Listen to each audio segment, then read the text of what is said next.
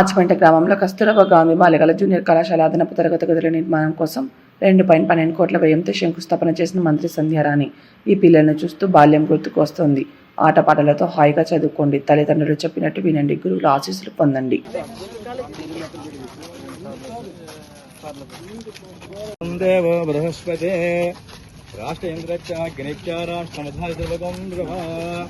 कचम योरावनेमहे गातम यज्ञपतिये दैवी स्वस्तिरस्तु नः देवो बृहस्पते राष्ट्रयन्द्रच्चाग्निच्चाराष्ट्रमधारिद्रवगं ब्रह्मा कचम योरावनेमहे गातम यज्ञपतिये दैवी स्वस्तिरस्तु नः निर्मानुषेभ्यः ऊर्ध्वं जगातु भेषजा द्विपदे चं चतुष्पदे पूर्णमिदं पूर्णमदं पूर्णात् पूर्णमुदच्यते और लक्ष्मी गणपति आयुरागेश्वर्यालस्तु राजकीय మేడం గారు తూరి మరి మక్కు దగ్గర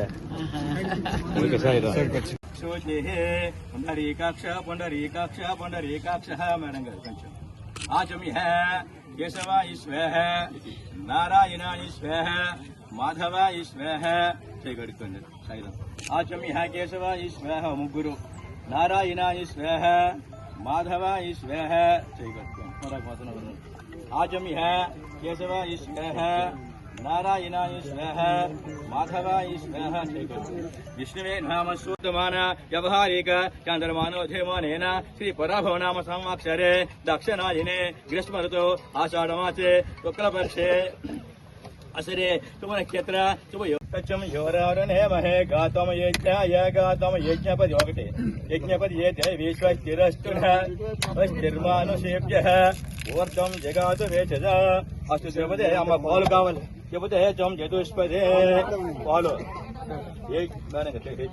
श्री महागंधास्तुद्वासयामि शोभन काले पुनरागमनाय पाలు కావాలి